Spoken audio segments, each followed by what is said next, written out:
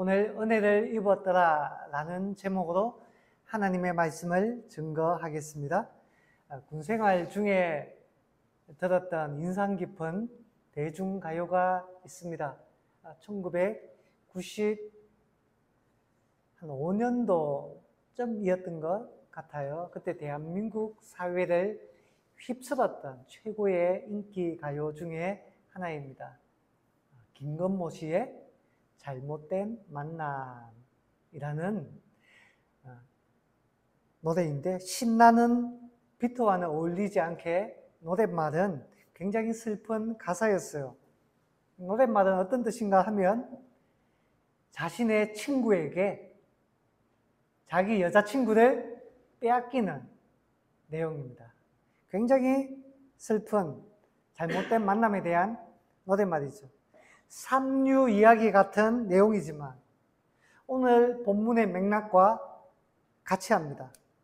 오늘 본문은 인류의 심각한 타락으로 말미암아 하나님의 심판을 예고하는 말씀입니다. 바로 앞장 5장이죠. 5장에서 무슨 이야기를 했습니까? 믿음의 계보에 대해서 이야기했습니다. 셋의 계열입니다. 그 셋의 계열에는 수많은 믿음의 사람들이 마치 바톤 터치와 같이 쭉 나열되어 있습니다. 그 중에 대표적인 인물이 에녹이죠. 지난주에도 소개했습니다. 에녹은 300년간 하나님과 동행한 믿음의 사람입니다. 그의 후손들도 훌륭한 믿음의 사람들이었어요.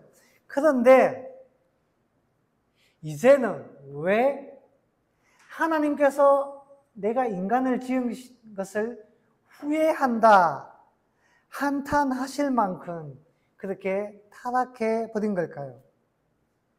그리고 왜 대홍수 심판을 맞게 되었을까요? 왜 그 믿음의 사람들조차도? 오늘 본문은 결혼이라는 주제를 가지고 이 문제를 설명합니다. 뭐라고 이야기합니까? 6장 1절과 2절 말씀을 보니까 이렇게 이야기합니다. 하나님의 아들들이 사람의 딸들과 결혼했는데 함께 타락하게 되었다라고 이야기를 합니다. 여기에서 하나님의 사람과 사람의 딸들, 사람의 딸이란 말은 그래도 이해가 되잖아요. 근데 하나님의 아들이 도대체 무엇을 말하는가? 여러 학자들의 해석이 있어 왔습니다. 하나님의 아들은 무엇을 가리킬까? 첫 번째, 이런 해석이 있습니다.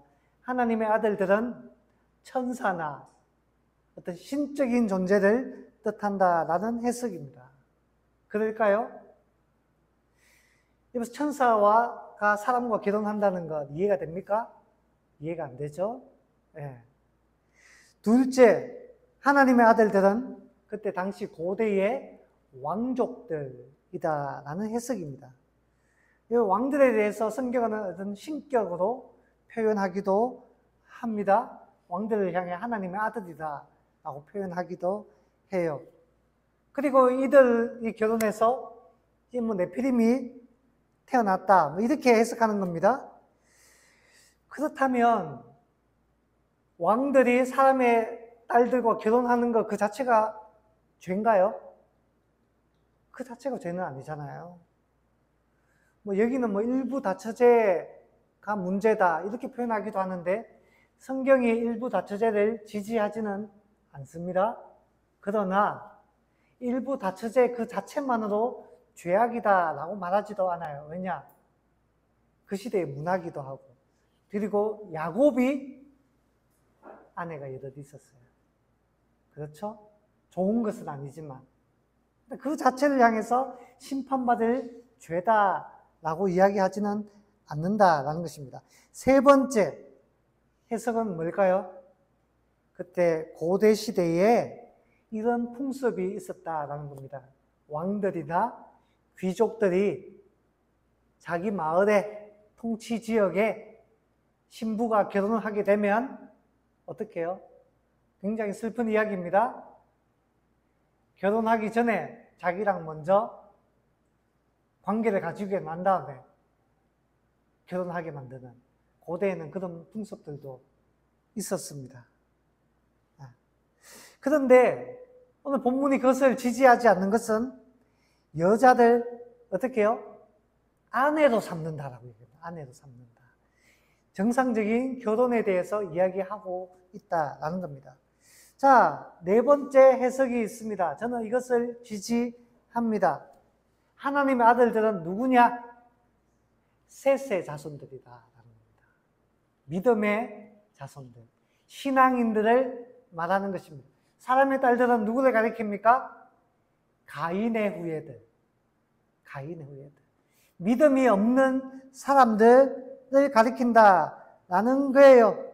전통적으로 가장 많은 지지를 받는 해석입니다. 어거스틴을 비롯해서 루터, 칼빈 모두 이렇게 해석을 했습니다. 저도 마찬가지입니다. 자, 무슨 내용입니까? 믿음의 후손들이 믿음이 없는 사람들과 결혼했다라는 것을 말합니다. 그 결과가 무엇입니까? 타락입니다. 5절과 6절에 보니까 뭐라고 말합니까? 한번 더 읽어볼까요? 5절과 6절 시작. 여호와께서 사람의 죄악이 세상에 가득함과 그의 마음으로 생각하는 모든 계획이 항상 악할 뿐임을 보시고 땅 위에 사람 지었었음을 한탄하사 마음에 근심하시고. 자, 죄악이 세상에 가득했다라고 이야기해요. 사람들의 생각이 항상 악하다라고 말합니다. 그러니까 하나님께서 한탄하고 근심하시는 것입니다. 다른 번역에서는 후회하신다라고 말했어요. 내가 왜 사람을 지었지? 왜 그랬을까? 그것보다 슬픈 일이 없잖아요. 그것보다. 내가 이 사람과 왜 결혼했을까? 후회하는 것. 정말 너무너무 슬픈 일이잖아요. 내가, 미안합니다. 얘를 왜 낳았을까? 너무너무 슬픈 일이잖아요. 자, 하나님께서 한탄하고 근심하시고 후회한다 라는 이런 표현 때문에 어떤 사람들은 의문을 표하기도 합니다. 아니, 하나님은 전지전능하신 분이신데 후회한다니. 그렇다면 하나님도 실수하시는 분인가? 나도 뭔가 실수했네, 잘못했네. 그런 실수하시는 하나님, 과연 세상을 제대로 다스릴 수 있을까? 하나님을 믿을 수 있을까? 이런 의문을 표할 수가 있다라는 겁니다. 하나님은 실수하는 분일까요? 하나님 정말로 후회하는 분일까요? 여러분, 이거는 인간적인 표현 방식입니다. 인간적인 표현 방식. 신학적으로는 신인, 동형, 동론이라고 말하기도 합니다. 중요한 것은 그들의 타락이 하나님의 마음을 아프게 했다라는 것입니다. 그렇다면 여러분, 왜 신앙인들이 비신앙인들과 결혼하게 되었을까요? 무슨 이유로? 여기 보니까 2절에 보니까 뭐라고 말합니까? 사람의 딸들의 아름다움을 보고 이뻐서 결혼했다라고 이야기를 합니다. 여기서 오해는 마시기 바랍니다. 신앙의 남자들만 비신앙의 여자들과 결혼했다, 그런 뜻이 아닙니다. 그냥 서로 간에 통용하면서 결혼했다라는 것을 이야기합니다. 그런데 왜 신앙의 남자들이 비신앙의 여자들과 결혼했다라고 이렇게 표현할까요? 창세기 3장을 보면 태초에 부부가 있죠? 아담과 하와. 자, 누가 먼저 선악과를 먹습니까? 하와가 먹죠. 그리고 난 다음에 누구한테 줍니까? 아담에게 줘서 아담도 먹게 됩니다. 그 표현을 여기서 가져온 거예요. 여성들이 잘못되었다, 문제다, 이런 이야기를 하는 것이 아닙니다. 하와가 먼저 타락하고 아담이 타락했기 때문에 사람의 딸들과 결혼함으로 말미암아 사람의 딸들에게 영향을 받아 함께 타락하게 되었다, 이런 식으로 표현하고 있는 것입니다. 자, 중요한 것은 이뻐서 결혼했습니다. 잘생겨서 결혼했습니다. 다르게 이야기하면 외모가 출중해서 반해서 결혼했습니다. 여러분, 하나님은 중심을 보신다라고 했는데 이들은 사람의 눈으로 판단했습니다. 육신의 정욕, 안목의 정욕, 이생의 자랑, 이와 같이 하나님께서 세상을 사랑하지 말라고 했는데 세상적인 기준으로 판단하고 결혼했습니다. 그 속에 담긴 인격이나 신앙 보지 못했다라는 거예요. 그런 점에서 우리 옛 이야기에 나오는 평강공주는 얼마나 훌륭합니까? 평강공주가 누구랑 결혼했습니까? 바보 온달과 결혼했습니다.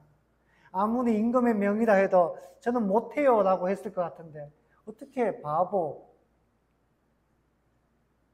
지극히 평범한 사람이었을 거 아니에요. 어디서든 사람이었을 거 아니에요. 어떻게 보면 세상 기준으로 봤을 때 뭐 순진한 사람을 그렇게 표현했을 수도 있지만 그냥 공주가 어떻게 임금이 명한다고 해서 그렇게 결혼할 수 있습니까? 바보에게서 볼 것이 무엇이 있었을까요? 그런데 평강공주에게는 그것이 있었던 것 같습니다. 그의 외모, 그의 자격증, 그의 집안과 같은 겉모습이 아니라 그의 속마음을 본 것 아닐까요? 그 안에 담겨진 보석, 진흙 속의 다이아몬드. 여러분, 그것을 볼 줄 알아야 돼요. 그 사람 안에 든 것이 무엇인지를 볼 줄 알아야 됩니다. 겉모습에 현혹되면 안 되는 거예요. 얼마나 잘나고 예쁘고 학벌이 좋고 집안이 대단하고 그런 것에 빠지게 되면 결국은 불행해지게 되는 것입니다. 근데 안타까운 것은 신앙의 사람들조차 그것을 보지 못했다는 거예요. 신앙의 사람들조차. 외모에 빠져버린 것입니다. 외모에. 여러분, 이와 같은 사건은 민수기 25장에도 등장합니다. 하나님의 백성을 그 누구도 막을 수가 없었는데 하나님의 백성들이 스스로 무너져 내리는데 무슨 이야기인가 하면 광야를 통과하다가 모압 여인들의 아름다움을 보고 반해버립니다. 그래서 그 모압 여인들이 이스라엘 백성들을 무너뜨리기 위해서 온갖 저주와 방법을 사용해도 안 되니까 유혹하는 방법을 선택했어요. 유혹하니까 그 여자들 따라가서 무엇을 했습니까? 모압의 신들에게 제사 지내고 우상 숭배하고. 그때 이방인의 제사는 음란합니다. 성적인 요소들이 들어가요. 같이 행엄하다가 타락해서 하나님이 심판을 받죠. 왜요? 수수한 광야 생활하던 수수한 이스라엘 여인들만 보다가 그 화려한 그 매력적인 모압 여인을 보니까 미안합니다. 눈이 돌아가 버린 거예요. 거기에 현혹돼서 죄를 짓다가 하나님의 큰 심판을 받게 됩니다. 다윗도 밧세바를 범할 때 목욕하는 모습이 그 모습에 마음을 빼앗겨 버려요. 이로 말미암아 다윗이 왕자에 쫓겨나기도 하죠.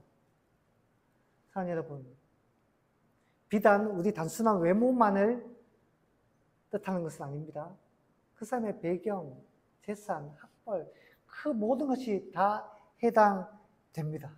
그런 외모의 배경에 빠지면 큰 낭패를 당하게 된다는 것입니다. 사랑하는 여러분, 신앙인에게 있어서 누군가를 만나고 사귀고 어울리는 데 있어서 가장 중요한 기준은 신앙입니다. 신앙. 그래서 성경은 믿지 않는 자와 멍에를 같이 매지 말라 라면서 우리에게 경고하고 있는 것입니다. 경건한 사람을 만나야 한다라고 우리를 가르치고 있는 것입니다. 자, 성경에 보니까 이들이 타락해서 자손을 낳아요. 그런데 그 자손을 보니까 뭐라고 이야기를 합니까? 4절 말씀에 하나님의 아들들이 사람의 딸들에게로 들어와 자식을 낳았으니 그것은 누구라고요? 용사. 고대에 명성이 있는 사람들. 자, 결혼해서 자식을 낳았어요. 대단한 사람들입니까? 보잘것없는 사람들입니까? 용사, 명성이 있는 자들, 대단한 사람들이죠. 자, 그렇다면 이 결혼이 훌륭한 결혼입니까? 자식을 낳았는데 자녀들이 미안합니다. 서울대에 들어갔어.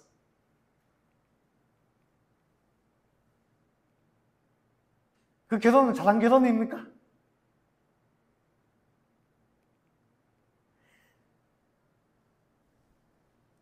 사랑하는 여러분, 겉으로 보기에 이들의 결혼은 대성공입니다. 신앙인, 훌륭한 신앙과 인격. 그리고 가인의 후손들은 무엇에 뛰어났습니까? 세상 기술에 뛰어났잖아요. 전에 소개했잖아요.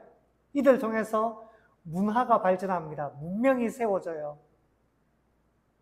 그래, 타고난 업적에 대해서 소개합니다. 자, 훌륭한 인격과 훌륭한 기술이 만났어요. 어찌 대단한 후손이 생기지 않겠습니까? 근데 슬픈 것은 당장은 성공한 것 같아요. 근데 시간이 지나니까 어떻게 됩니까? 타락해 갑니다. 같이. 물들어 갑니다. 보이지 않는 하나님은 찾지 않고 눈에 보이는 것들만 찾기 시작해요. 점점 물들어 가는 것입니다. 이렇게 보니까 성공하더라. 이렇게 하니까 잘 되대. 대단한 결과물들이 나오대. 나도 해볼까?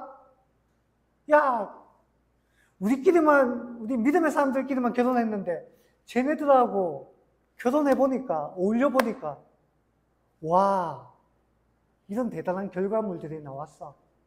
우리도 따라해보자. 두 집안이 만나면 위대한 결과물들이 나올 거야. 점점 따라하기 시작합니다. 점점 물들기 시작해요. 여러분, 개구리 삶는 법을 아십니까? 개구리 삶는 법. 살아있는 개구리를 뜨거운 물에 집어넣으면 어떻게 되죠? 뜨거워서 펄쩍 튀어나옵니다. 도망가요. 쉽지 않아요. 근데 찬물에다가 개구리를 넣어보세요. 시원하다고 좋다고 있습니다. 그리고는 서서히 물을 가열해 보십시오. 물 온도가 서서히 올라가죠. 시원하다. 시원하네. 기분 좋다. 뜨뜻하네. 괜찮네. 그러다가 삼키게 돼요. 에스키모인들이 늑대를 잡는 법을 아십니까? 전에 이야기한 적 있죠? 그 추운 겨울에 늑대 쉽게 잡는 법이 있습니다. 늑대가 잘 다니는 길목에 칼을 하나 꽂아둬요. 녹슨 칼이라도 상관없어요. 근데 그냥 꽂아두지 않고 그 칼에다가 소나 양의 피를 묻힙니다. 얼려요. 또 피를 묻히고 얼리고 그걸 반복해요. 그러면 칼에다가 피 묻은 얼음이 두툼하게 됩니다. 그리고 난 다음에 늑대가 잘 다니는 길에다 꽂아둬요. 그러면 늑대가 지나가다가 피 냄새를 맡고 그 칼을 핥기 시작합니다. 핥으면 어떻게 되죠? 혀가 얼얼해집니다. 맛있어요. 핥다가 어디까지 핥게 됩니까? 칼까지 핥게 돼요. 근데 이미 혀가 마비되어 있기 때문에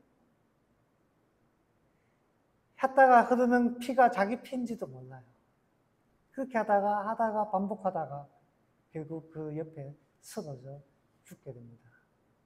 에스키모들이 늑대를 잡는 방법이다 라고 이야기를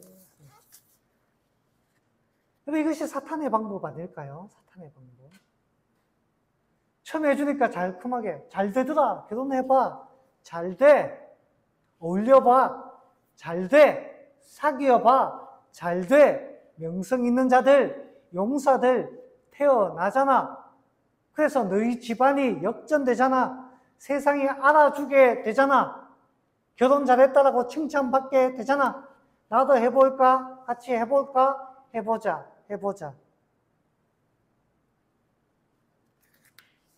그러다가 물들게 되는 것입니다. 여러분, 신앙이 좋은 사람이 신앙이 없는 사람을 만났을 때 우리는 그런 기대감이 있어요. 아니, 신앙 없는 사람은 신앙 좋은 쪽으로, 우리 쪽으로 끌어당겨서 신앙을 가지게 하면 되잖아. 여러분, 신앙으로 바뀌면 얼마나 좋을까요? 긍정적으로 바뀌면 얼마나 좋을까요?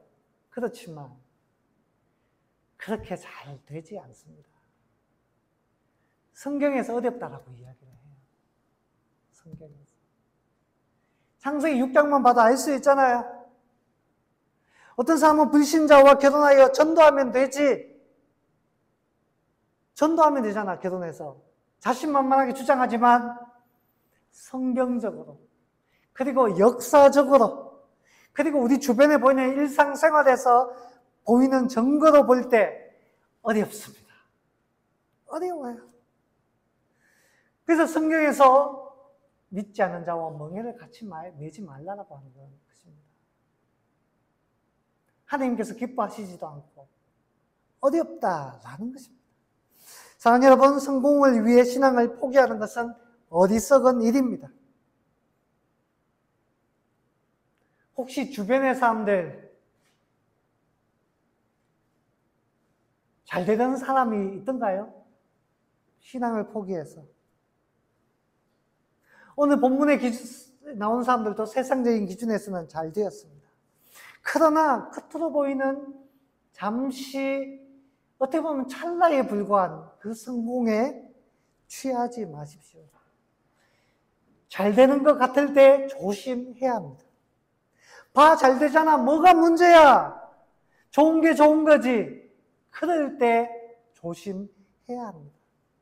하나님의 심판이 있다라는 것을 기억해야 하는 것입니다. 우리는 하나님의 성품을 흔히 사랑과 공의로 설명합니다. 사랑의 하나님, 그러나 공의도 있다는 것을 기억해야 됩니다. 새의 두 날개와 같고 자전거의 두 바퀴와도 같아서 같이 가야 돼요. 하나님은 인간을 사랑하시지만 동시에 공의로우신 하나님, 심판하는 정의를 세우는 분이기도 합니다. 자, 하나님의 심판이 이제 나타나요. 어떤 형태로 나타납니까? 대홍수입니다. 대홍수. 세상의 모든 것들을 홍수로 쓸어버리겠다라고 하십니다. 그런데 그 홍수 가운데서도 하나님은 은혜를 베푸십니다. 거루터기라는 게 있어요. 거루터기. 거루터기는 뭡니까? 나무를 잘라냈을 때 그 밑동만 남는 것, 그것을 거루터기라고 이야기하죠. 평평하게 밑동만 남는 것. 그런데 이 나무는 어떻게 보면 마치 죽은 것 같아 보여요. 이미 밑동부터 잘려나가 버렸기 때문에. 그런데 아직 그 밑에 뿌리가 있어요. 그래서 이 거루터기는, 대부분의 거루터기들은 다시 살아난다라고 이야기를 합니다. 죽은 것 같아 보여도. 그래서 영어로는 카피싱이라는 단어가 있는데 무슨 뜻인가 하면 기존의 나무가 아니라 자기가 원하는 새로운 모양의 나무를 만들기 위해서 의도적으로 나무를 잘라내는 경우가 있어요. 거루터기를 만드는 경우가 있습니다. 그럼 거기에서 새로운 나무가 자라나서 원하는 모양으로 바뀌게 된다라는 것입니다. 하나님께서 거루터기를 남겨놓았어요. 새로운 시작을 하기 위해서. 남겨놓은 거두터기. 누구입니까? 의인 노아입니다. 의인 노아. 모든 인류는 죄의 대가를 받지만 노아와 그의 가족은 하나님 은총을 입어 살아남습니다. 그렇다면 여러분, 우리의 궁금함은 이겁니다. 노아는 어떻게 해서 이 거두터기로 쓰임받을 수가 있었을까요?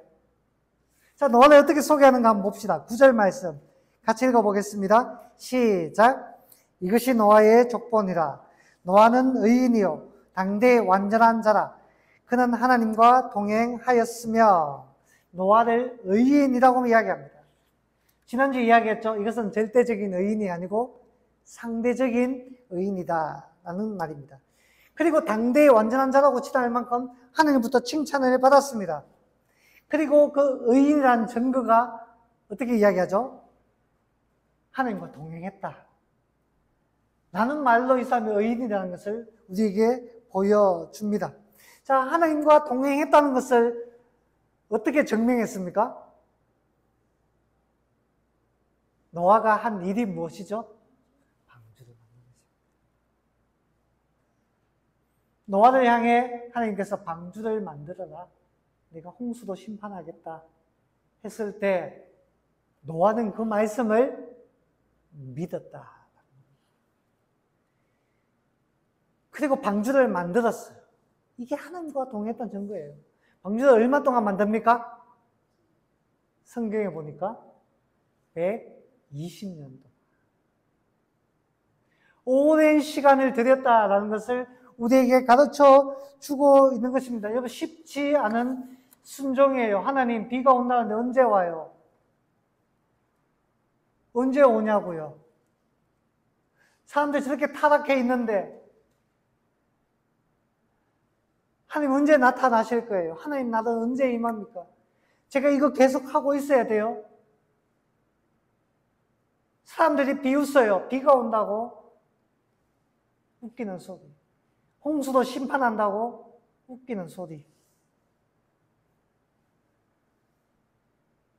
우리와 같이 누려봐, 우리와 같이 즐겨봐. 그 이야기를 노아가 듣지 않았을까요? 오랜 시간, 오랜 세월 들어왔습니다. 그러나 노아는 순종했어요. 방주를 만들었습니다.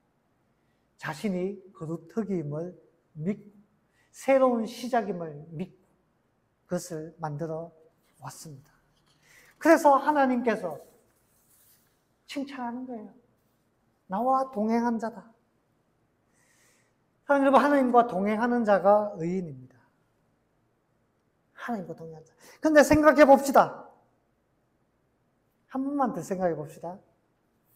어떻게 다른 모든 사람들은 자신의 눈에 보기에 좋은 것을 쫓아서, 이쁜 것을 쫓아서, 마음에 드는 것을 쫓아서 그렇게 서로 사귀고 결혼하고 누리면서 살아가는데 어떻게 노아만 그렇게 유별나게 하나님과 동행할 수 있었을까요?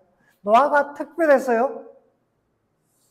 아닙니다. 지난주에 에녹의 이야기했죠. 에녹이 특별해서 300년간 하나님과 동행했습니까? 아니다라고 했죠. 우리와 성정이 같은 보통 사람이다 라고 이야기했습니다. 노아가 특별해서 그런가요? 아니요.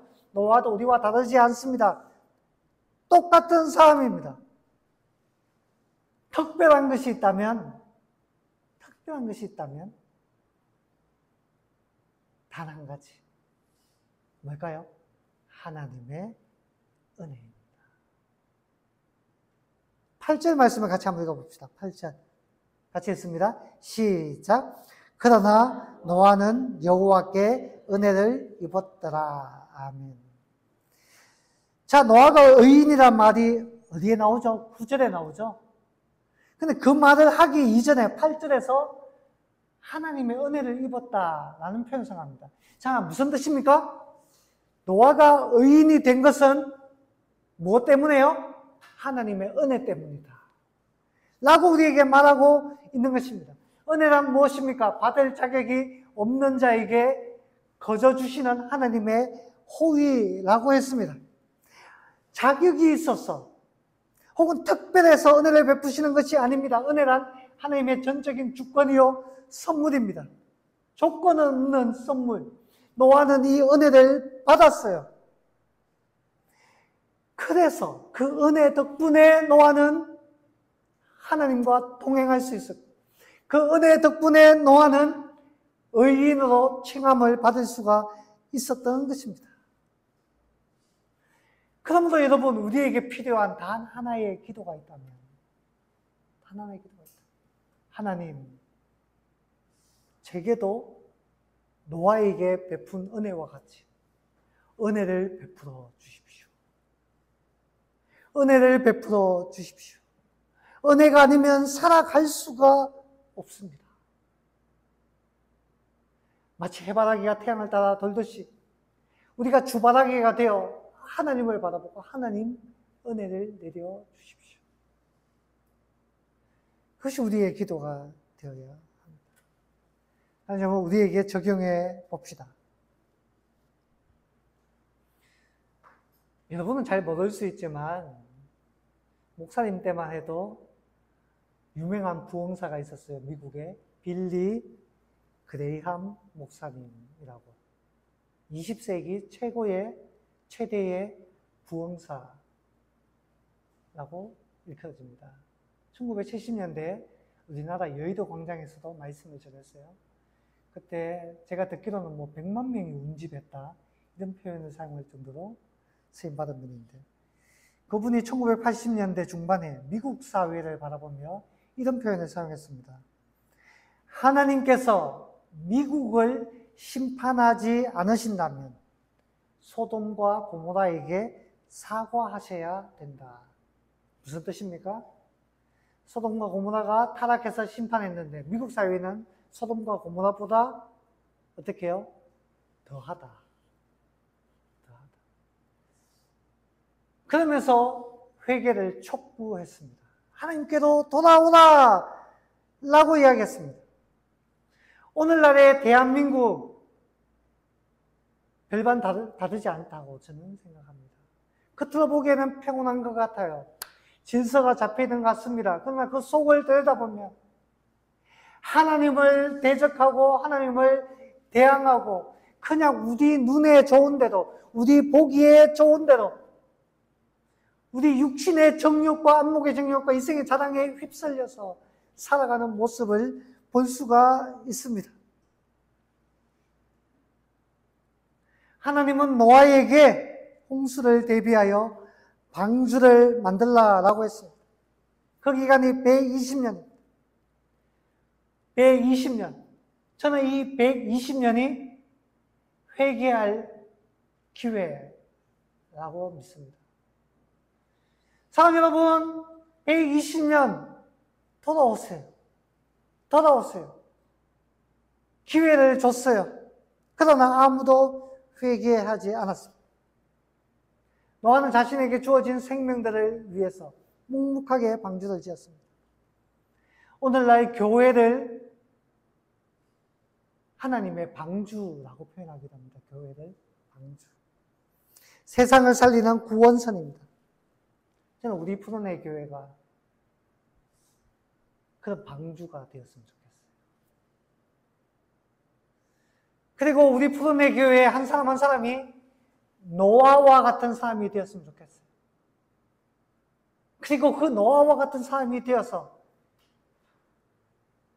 그 방주를 만들려면 우리에게는 하나님의 은혜가 필요합니다. 하나님의 은혜가 필요합니다. 하나님, 우리의 기도는 하나님, 제게도 은혜를 베풀어 주십시오. 그래서 우리가 모인 이 공동체, 이 푸른의 교회가 방주로서 쓰임받게 해 주십시오. 그것이 우리의 기도가 되고 우리의 삶이 되어야 되는 줄 믿습니다. 그렇게 쓰임받는 저와 여러분 될 수 있기를 주님의 이름으로 축원합니다.